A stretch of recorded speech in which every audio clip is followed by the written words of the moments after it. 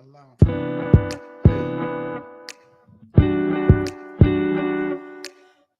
Welcome to Danny C's Love Life Lessons, where your presence is a blessing. So enjoy the session. Y'all know how I get down. I'm so glad you stepped in and giving us the opportunity and checking us out tonight to just bless you with some talent. We got some absolute talent in the building tonight, like we always try to deliver, but this is a very special guest. Without further ado, I would like to introduce our guest tonight. This is Mr. Charles Malik Whitfield. Come on now. Thank I'm so you. excited to be here. Thank you. Thank you for coming. I'm glad you came. I mean, this is like iconic, right? Because, I was probably a little younger when I first saw you on the screen, and I was like, this is dope. This is absolutely amazing. First, I'm gonna just let you introduce yourself. Tell us who you are. Well, I'd like to say I go by the name of Charles Malik Whitfield. So grateful to be the child of Florrie Whitfield, Charles Reginald Whitfield. Um, and I have three phenomenal sisters, Okay. Vanessa, Charlene, and Aisha. Because without that base of the family that lifts you up, we're fleeting. That's correct. Absolutely. Absolutely. So are you the only boy?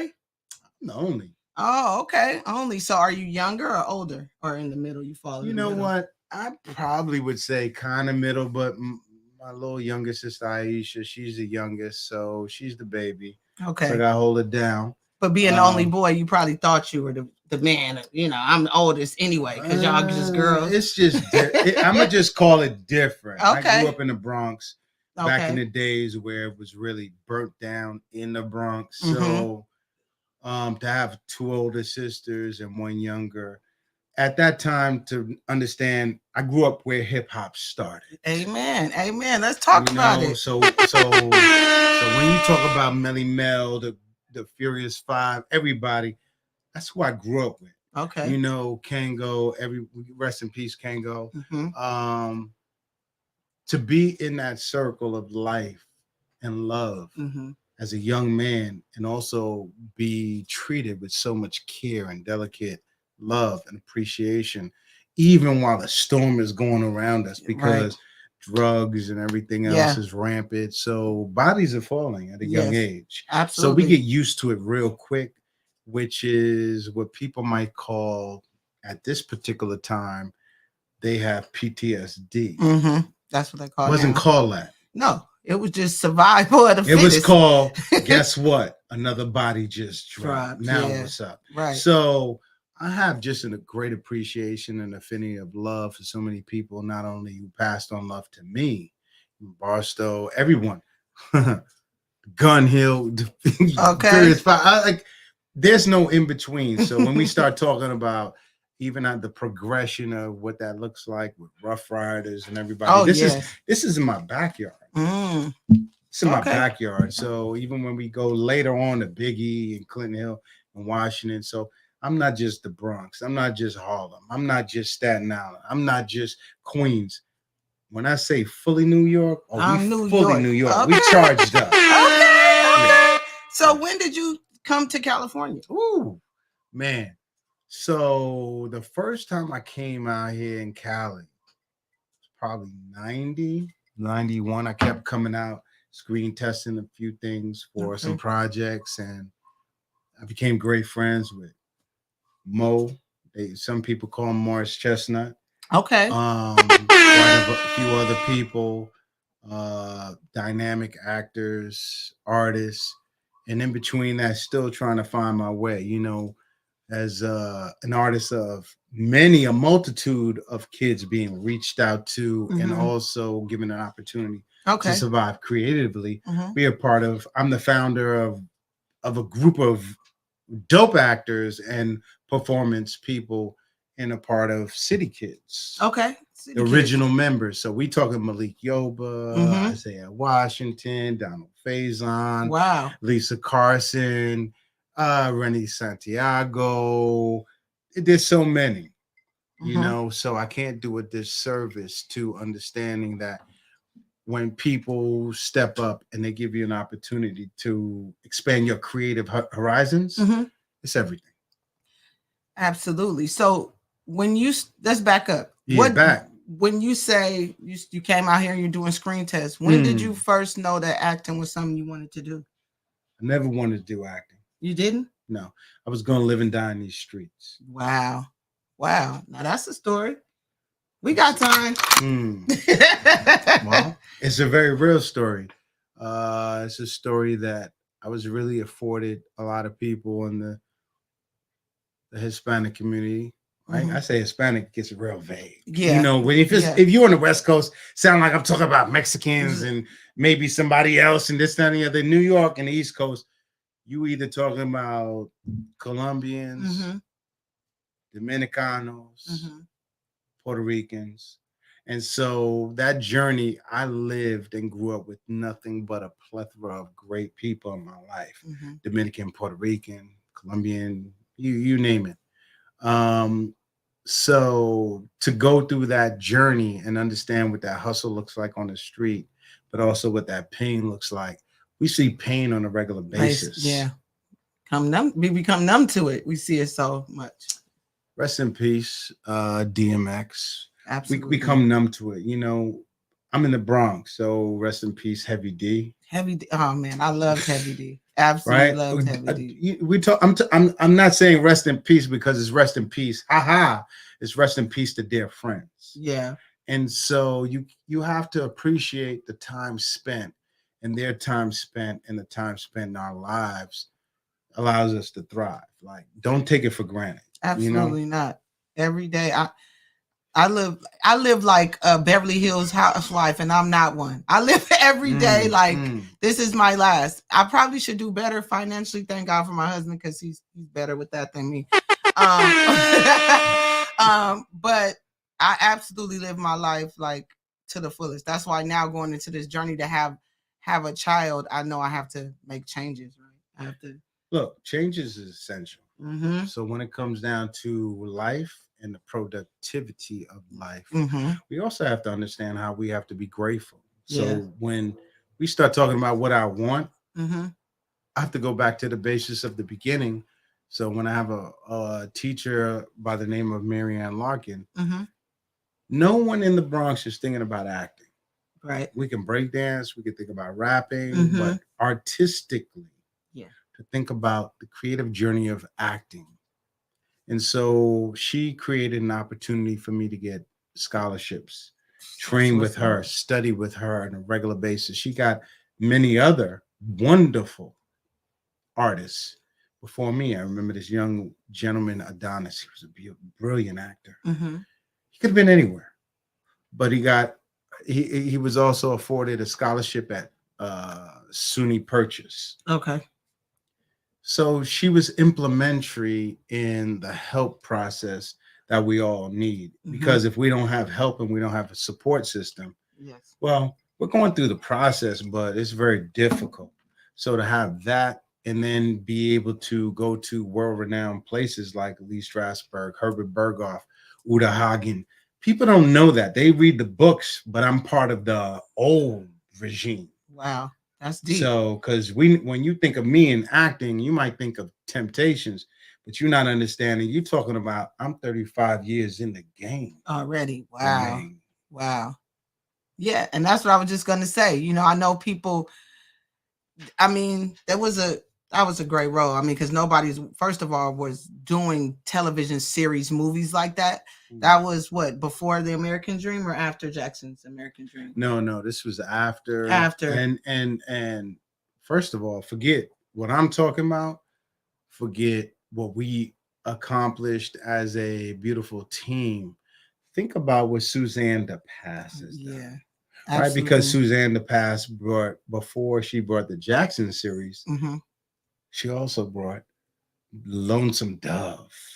Okay, I've heard it. I haven't watched it. Oh my God. So when you start talking about how where stars are made, it's an interesting, brilliant process. And talking about a woman, a Black female, not only being a great producer, not only being a great producer in music and film. She transcended this to continue on to a different level. Even till today. Absolutely. Whew. Brilliant. I mean, exceptional, and just her awesome kindness to allow us to be a contributor of collaboration. Because everybody wants the adoration, but who wants to create the collaboration? Correct. Yeah, it definitely takes what they say, a village, right? And it's funny you said something about support. So I take it your parents were supportive of your journey of wanting to do acting. Because I know I've said this because I've had hip hop artists on here. I've had doctors, different people on here, and most of them always say they had a support system, especially when we're talking about creativity.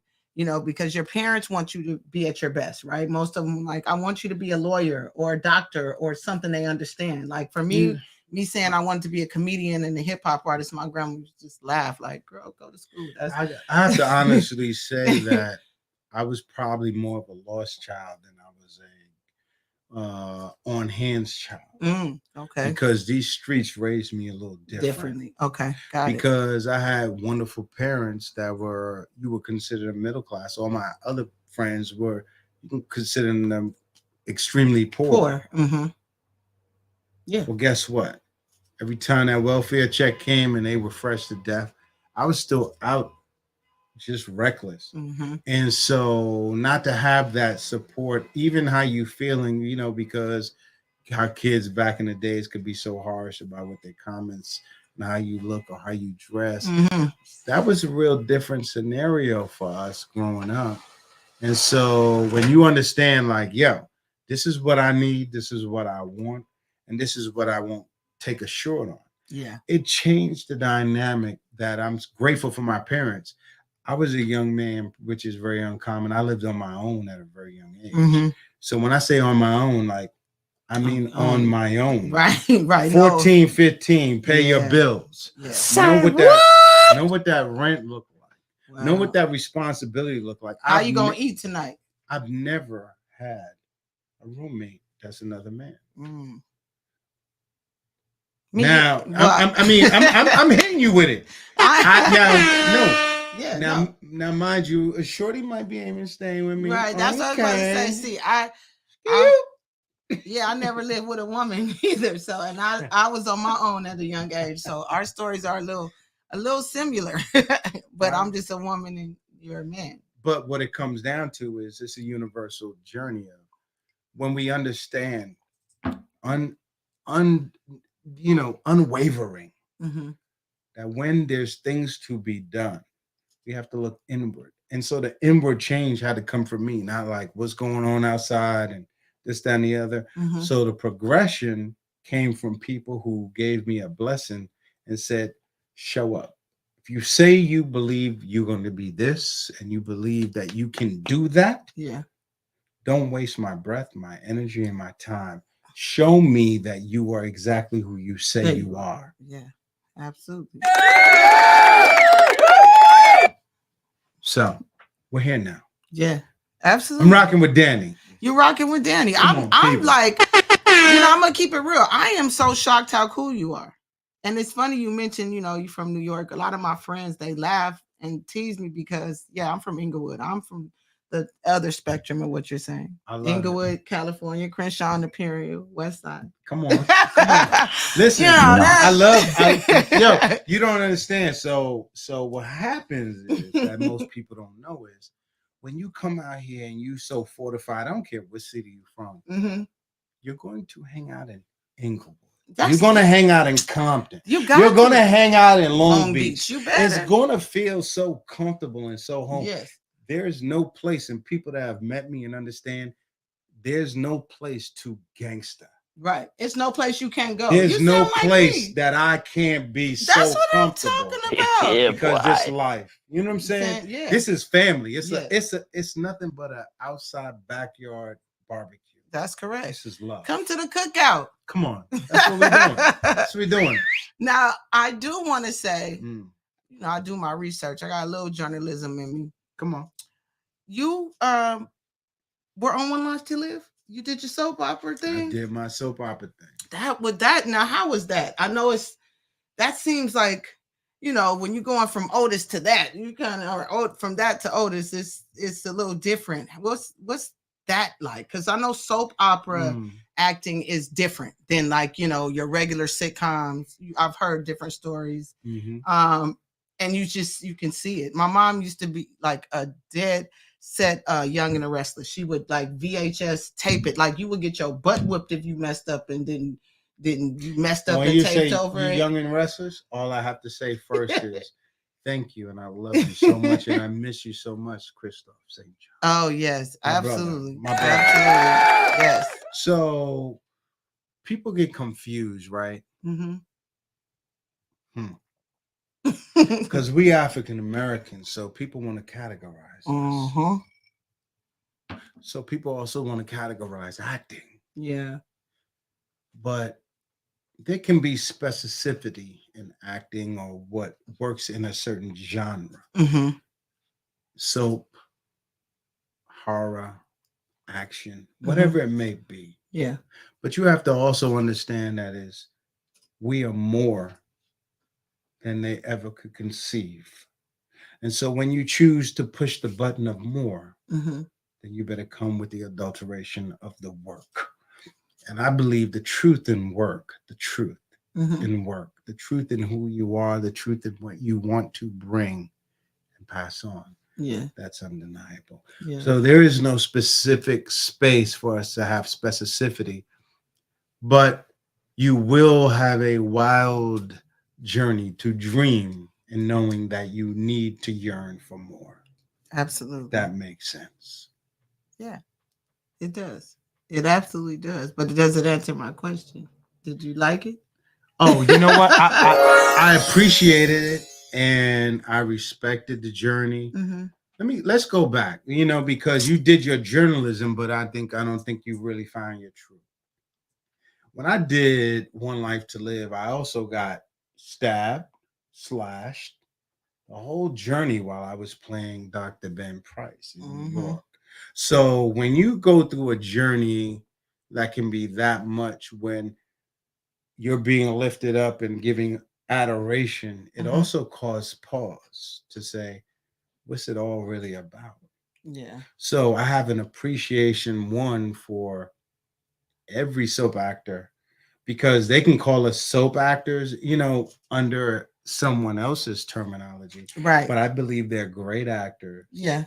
Expressing what they need to in the moment. And so the learning curve for me was phenomenal. Okay. Would I go back to soap acting? Potentially. Okay.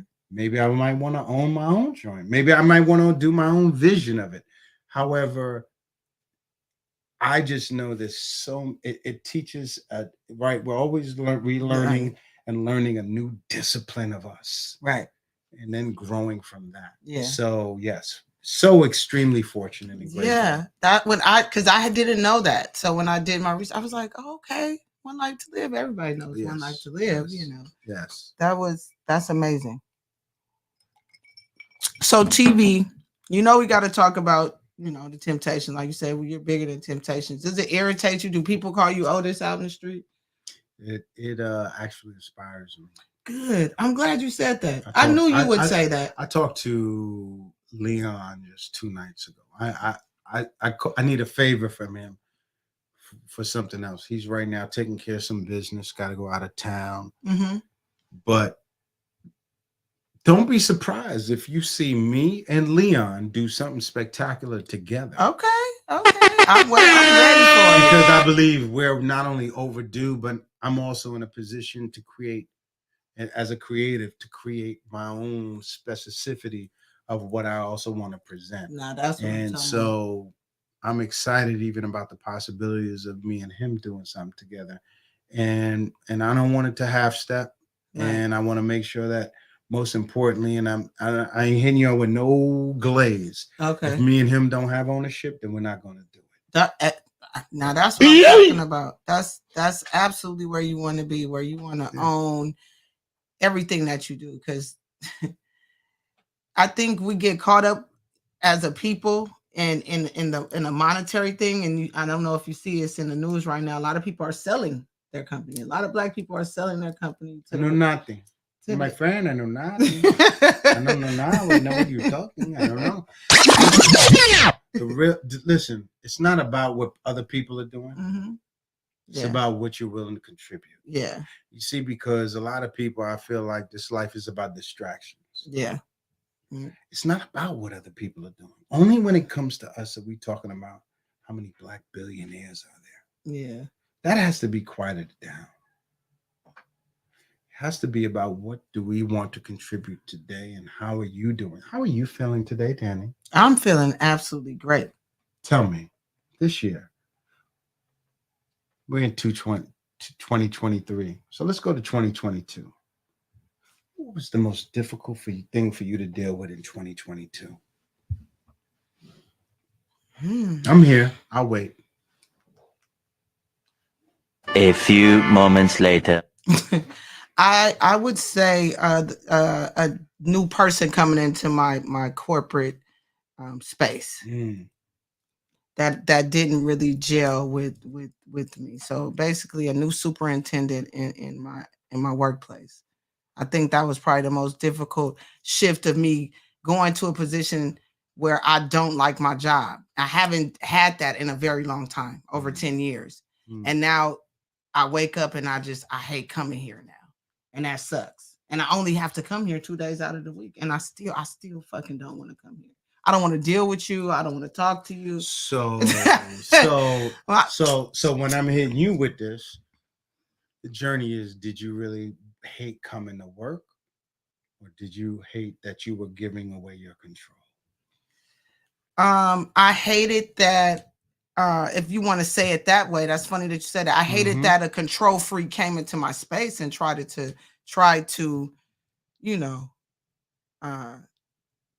remix the game on you? Remix the game, but and like you said, change is good, but when it's good, right? When there's something on the other end that is, it has to be changed, not just coming in.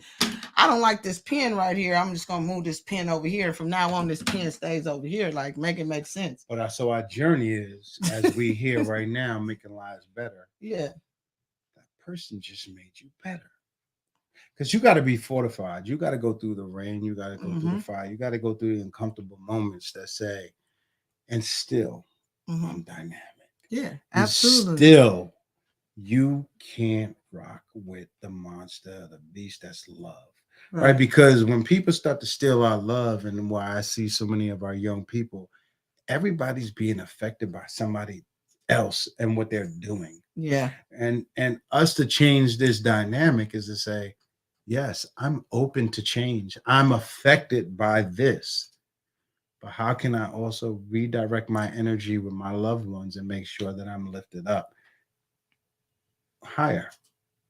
Right? Because to go higher and to get new accomplishments and be in a peaceful state, it's not about the things, it's not about the money, it's not about the scenarios, opportunities, but to be in a space full of love and people that lift you up and rock with you. Yeah. Then we winning. Yeah, absolutely. And if someone comes in, well, it might be access denied. Yeah. But I'm more of a action taker. And so I made this statement earlier. When I am, I don't sit at tables where I'm no longer being served, right?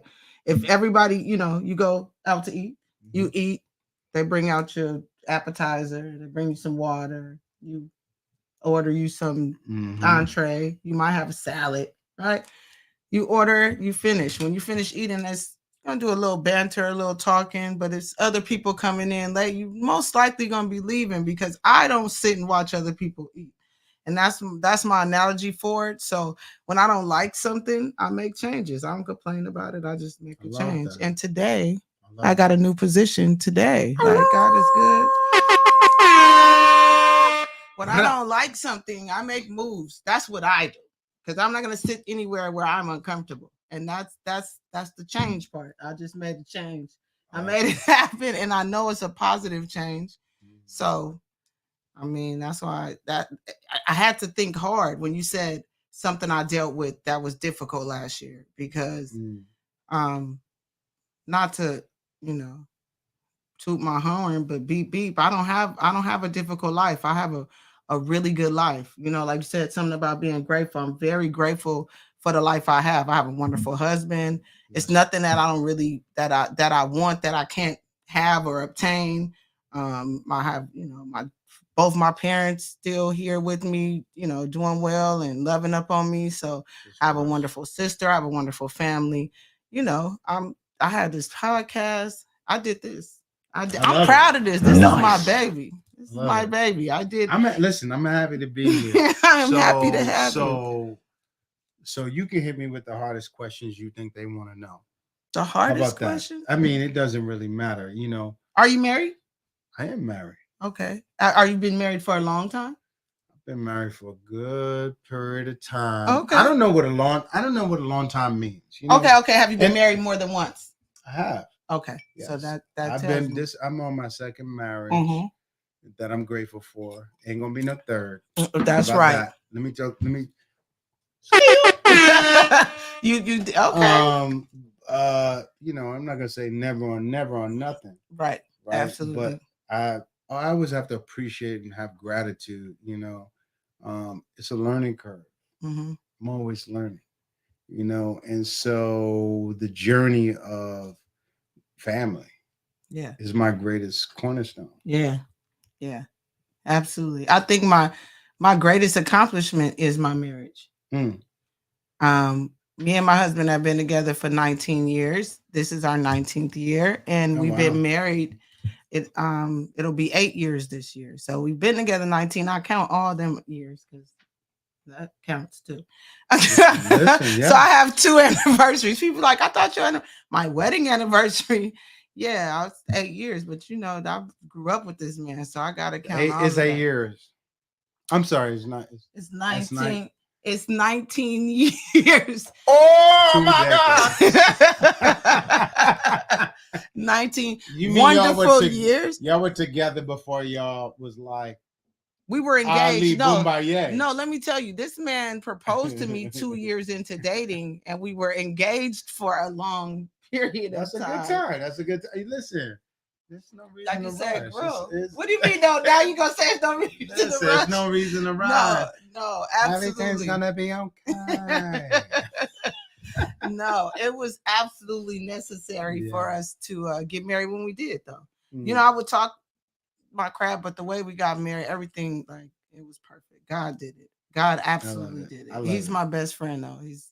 He's my everything. Listen, knowing your husband personally, he's a great man. He's very good. He's solid. His word is accountable. Yes. How much more could you ask for?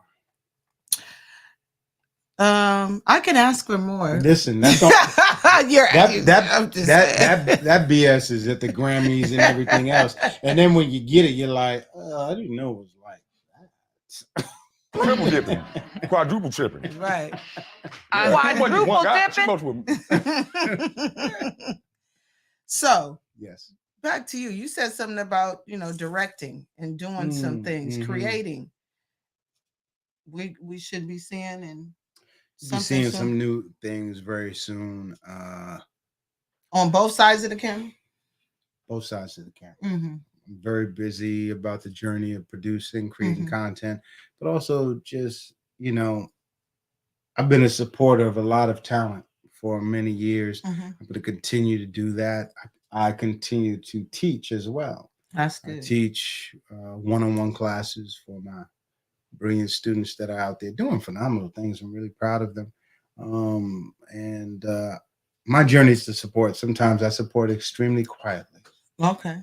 And that's humble. You know, some people want to go stand on the bridge and tell everybody, look what I did for.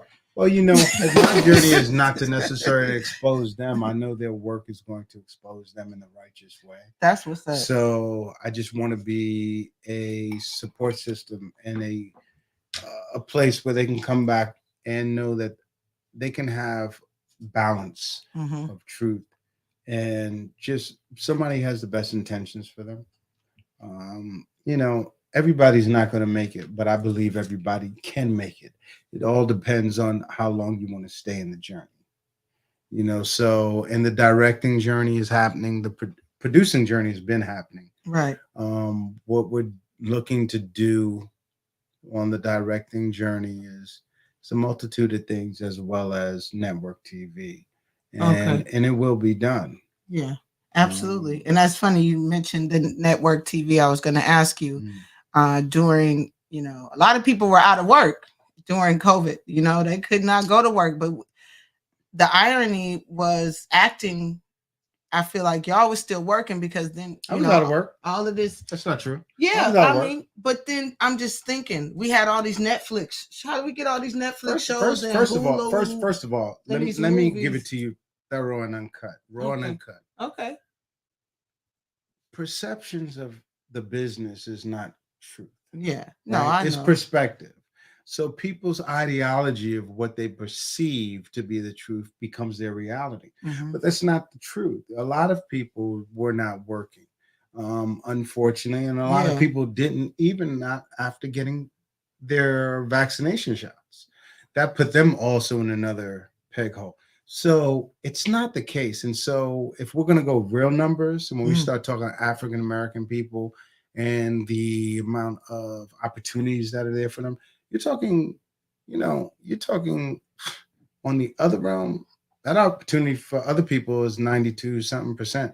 So if you bring that down and we start talking about a small percentage, it's going to even get smaller when we start talking about, because people are filling gaps of where they fit, and that could be sexual, gender bias, that can be African American, from XYZ, or it's open till or to. Yeah.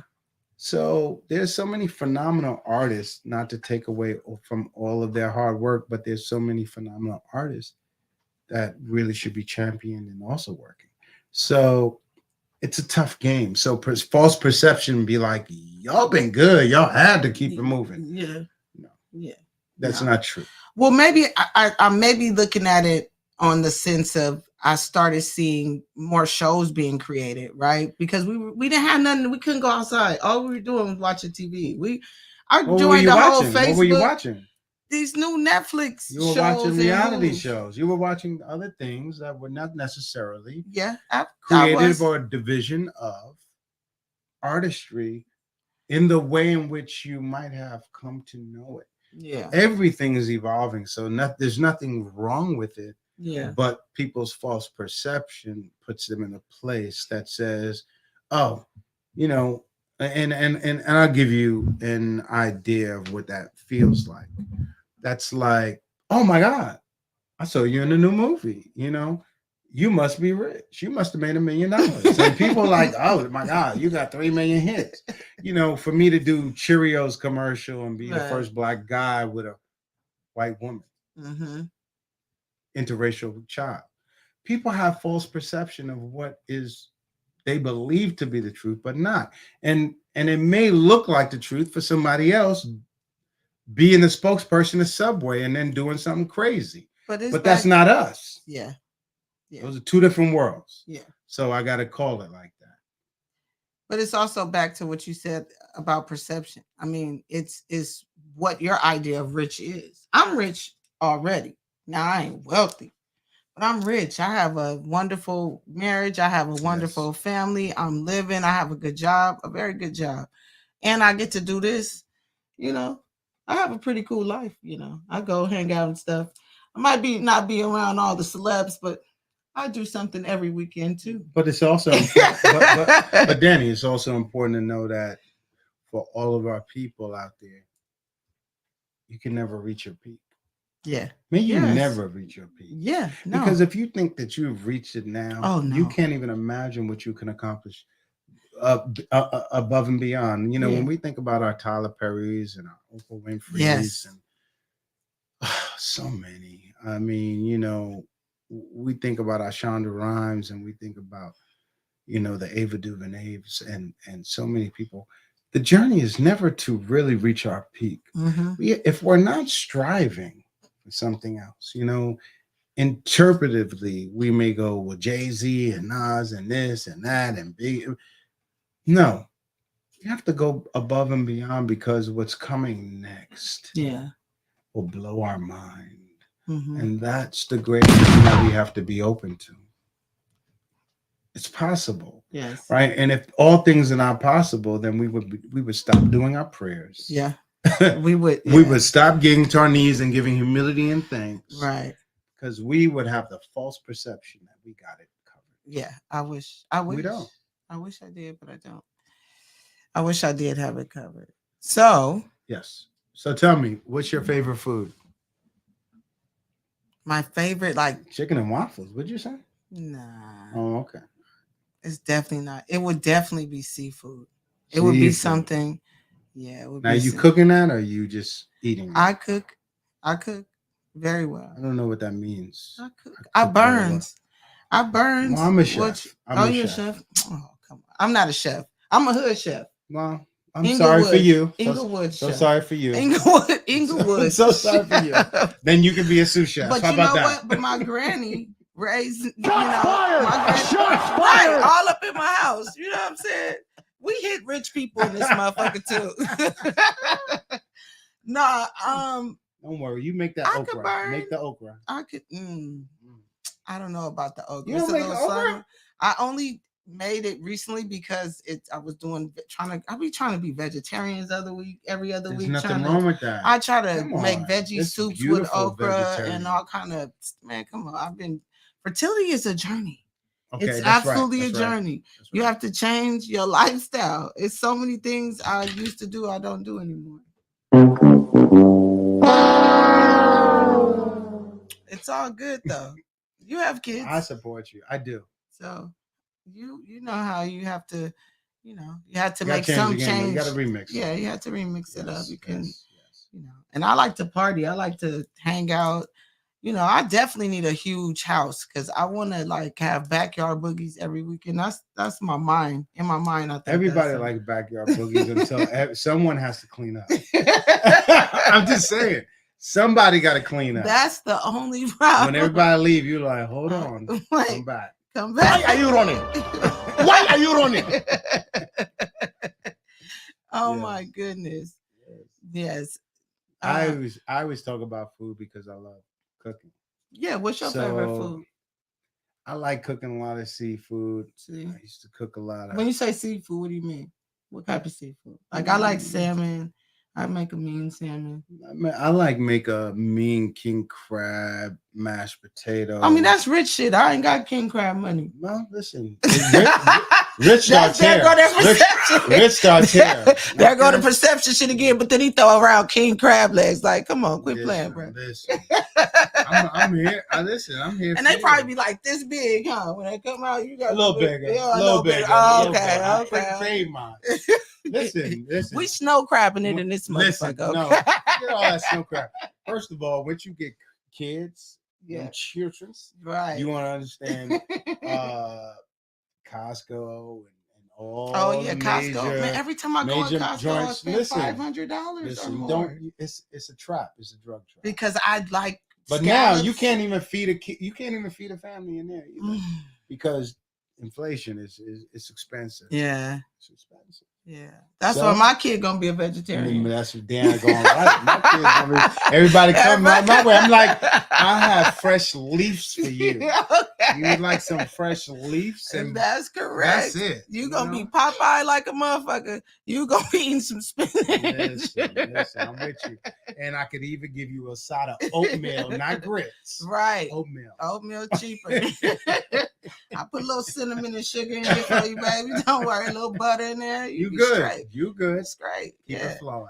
Absolutely. Everything is expensive right now. It is. Yes.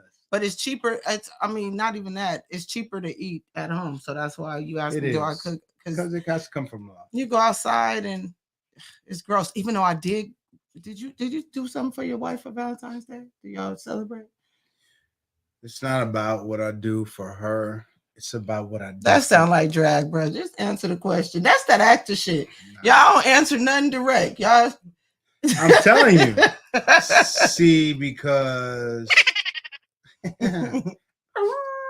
so what it comes down to is it's not about the specificity of one day in white America. No, I said it. understand. No, let's said go it. there. Hey, Let's say it. Yeah, let's break it down.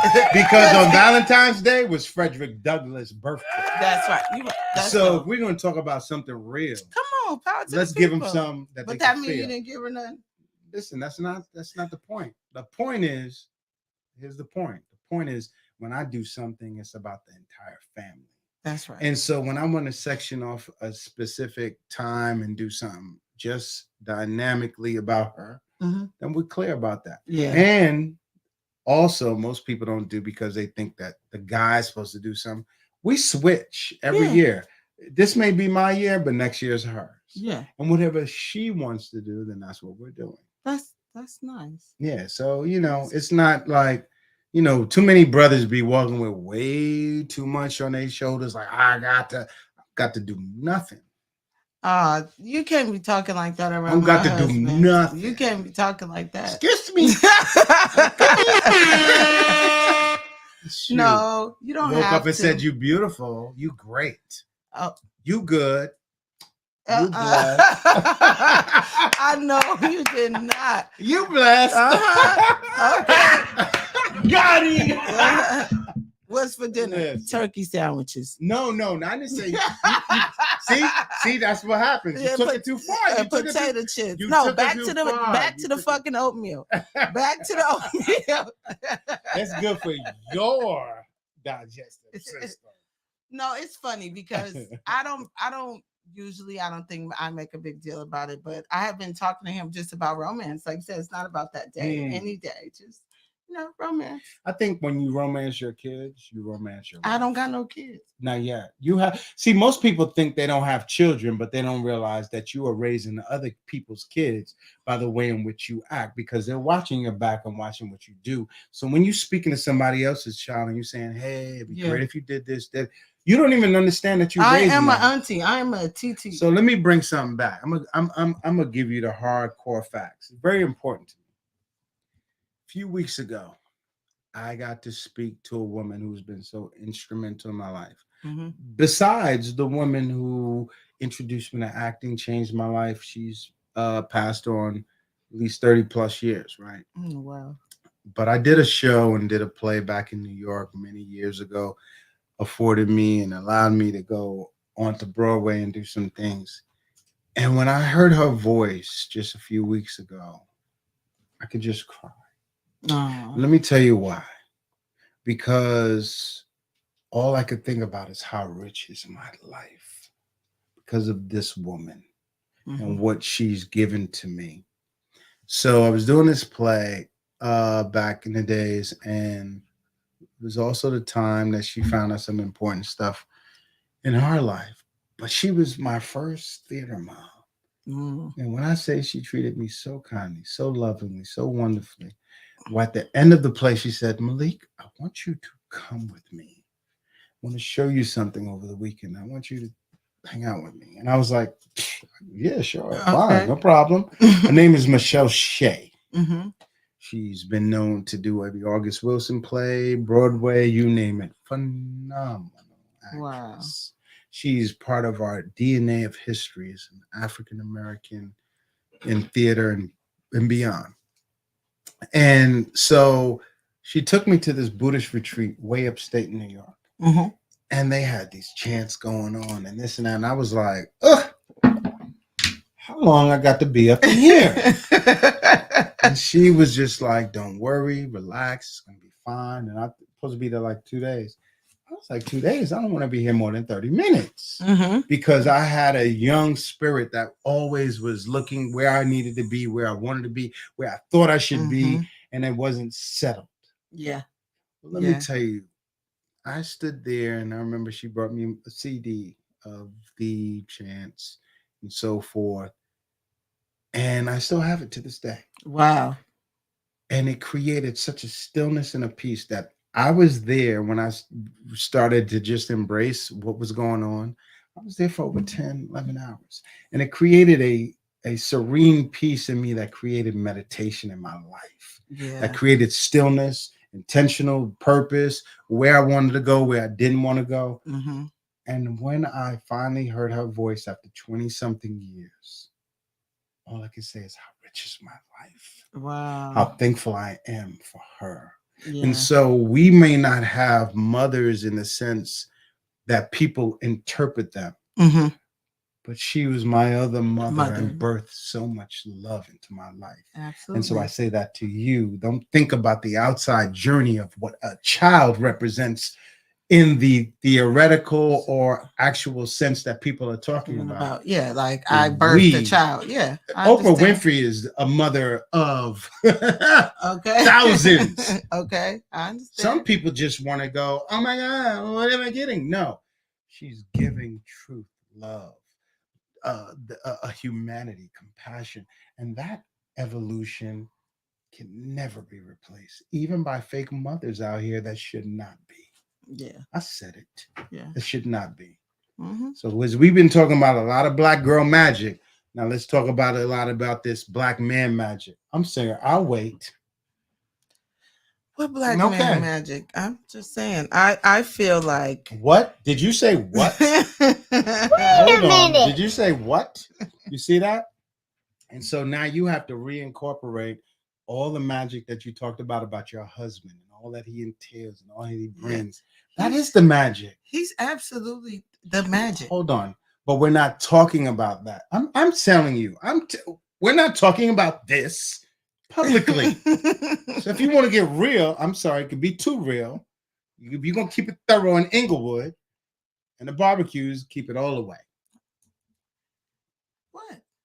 I'll wait. I think he is amazing. I didn't say just he. I said black man magic. You see how it went? Oh. That encompassed many more. Oh, absolutely. I think, yeah. And look, I'm sitting next to black man magic. Yeah, boy. You know, that's how you. That's how we create superheroes together. Absolutely. What advice would you give the next new up and coming actor? Somebody that wants to act. What should they do?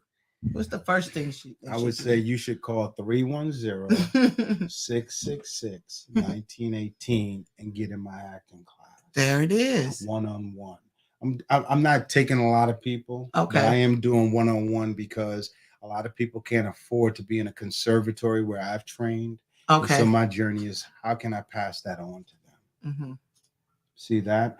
And so also when they're looking for the word, I don't believe that you study with one, you have to study with many, because what I may say may not really resonate, or you may not be able to embrace it, and it feels like you can also articulate it and you know, go through your process. Yeah.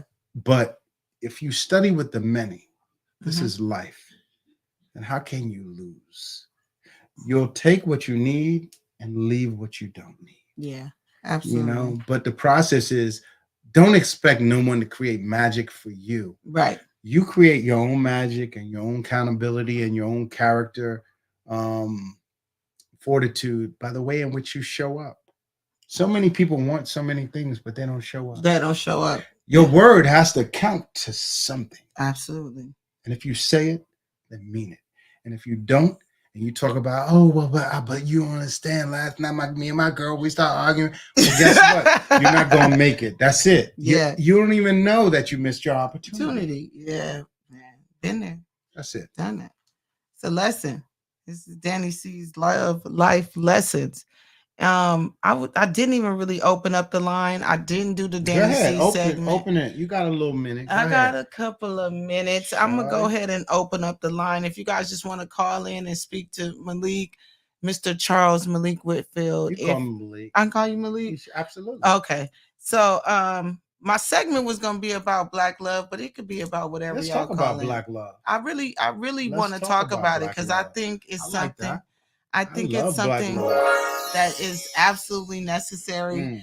We do not let a situation sour you, and I'm glad that you're living proof, right? You were married before, that didn't work out, and you didn't say I'm never getting married again. Oh, I said that. You said it, but look what happened. You listen, love. I did say it because at the end of the day, you have to. Everyone has to go through the healing process. Yeah. Right, and then you have to let go and understand where you letting go and where you going to. Yeah. Right. And so you can't carry for so much. Yeah. Right. You got to forgive and let it be, and then be in your new peace. You can't be in a new home, nigga, with all the old shit. Right? Can't do it. Absolutely. It don't work. You like, and then the old home that you thought was so dope. Well, guess what? You already see what they're doing with cars and Tesla. It's something new. So you might as well just go and get on your new jump off. Right.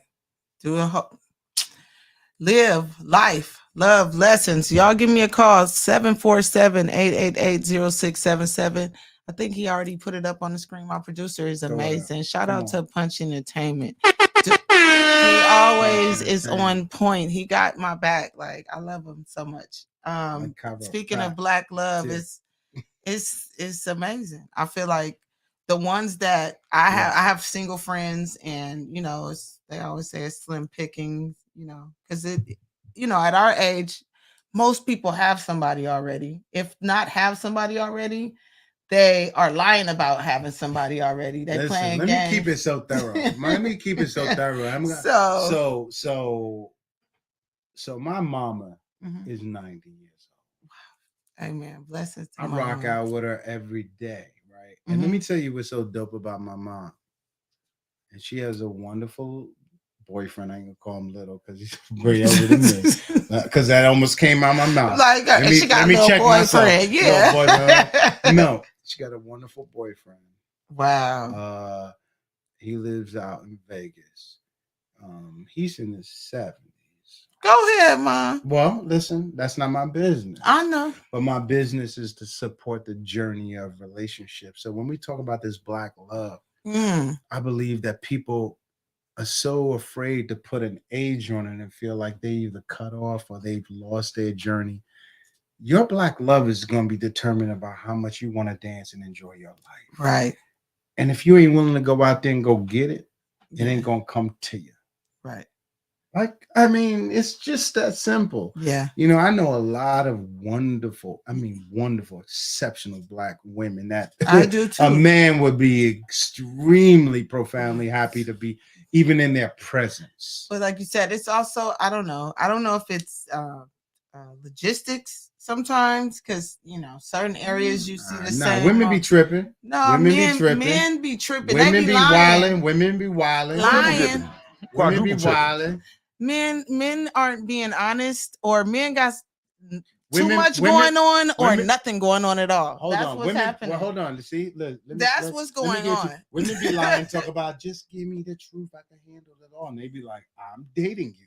The girl starts dating a guy. I'll give you that. I'll give you that. Women got to know what that next level is. Women start dating. But not all guys are. I didn't feel that. Women start dating a guy and be like, you know what? That's cool. I'm good with that. You could date. The minute they get together, they're like, everything's shut down. So it's an idea that can be created. It's just not, you have to be clear about how you're setting the mark, the boundaries or whatever. You have to be clear what you want. Is it the sex? Is it the relationship? Is it the journey of a communion, of a unity together? Like, do you already have that going on with somebody? You don't know. People are living with their baby mamas and saying that they're not sleeping together. There's all kind of BS going on. I agree. And how do we change that? And then we have some that are honest. Like you said, you're right. Because I tell my girls all the time, like, dating means it's like shopping, right? I'm like looking for something. You want to hear something real funny? What? I'm gonna keep it so thorough for you and all of your peoples. If you found it hard to find a great man, ready? Then what do you think the other brothers found? Just like myself, we found it even harder to find a real nigga and a great man that would be straight up and on point, not lying to us. So if he lying to us and we ain't even rocking with him, you got a task. Yeah. But there's a flip side to that, and I believe that goes both ways. Yeah. And when people take accountability, it gets real. You know what I mean? And you need to have that real. Like, everybody wants to present a particular person, what they are. Just come with it. Like, this is how I'm rocking. This is what I do. This is what I don't do. Right. Everybody's like, I'm the kind of person that needs to be married. Married? Why? You mean to be legally locked down to live a great life? You know, I think what it is very expensive to live in California. A lot of these relationships are situationships because people cannot. Situationships? Yes, they cannot afford to. Said. They cannot afford to live on their own. Literally. I think what I'm hearing, and then tell me if I'm wrong. I'm serious. You just brought the denomination into the relationship. Am I wrong? You just brought a denomination into a relationship of relatability. Tell me if I'm wrong. What do you mean? You just said it's very expensive in California to live. So to live. That's what I think people are doing. So are we talking about a denomination of a money that brings and creates? Yeah. That's why women are saying you got to have a job. You got to have a job. There's a lot of guys with no jobs? Yeah. It's a lot of guys with no jobs. And doing what? Playing video games. And they're in the relationship? Yeah. Hold on. I would like to sign up too. I've never even understood that. Like, you know, I'm just saying it must be a lot of people like you allowed why don't you guys turn off the internet? I mean, you paying for it. I mean, come on. You'd be like, I can't get online. No, you can't. You got to come upstairs and talk to me. Oh my gosh. I cannot. This has been a great interview. I thought you were going to be some stuck-up thespian. I don't know what that means. Did you call me constipated? He came in here banging on me like I'm from Bronx, New York, and this is how I get down from all the boroughs. I'm like, oh, bang, bang. No, I really enjoyed this. I didn't have nobody call in, and we are just almost out of time. Like before, they got 2 minutes. Look, got 2 minutes. That's it. But what I want to say is the name of the show is Dani C's Love Life Lessons. So I always ask my guests to drop a gem on us. So Dani C's Love Life Lessons. I'm gonna tell you this. I want you to hold your breath. Hold it. Now let it out. This is the love life lesson. I want you to take another breath. I want you to blow it out. This is how the life and the game changes so quick. I want you to hold it. Take a deep breath in, and I want you to hold it. Don't let it out until I tell you. Because once you can't breathe anymore, life is already changed. For her, for her family, for her loved ones. So don't play with the time that you have. Please breathe. Because that's important. And that's how important your life is. So let's go. Love. Thank you. Now that was a gem, man. I want to say thank y'all for tuning in to Dani C's Love Life Lessons. See you next week.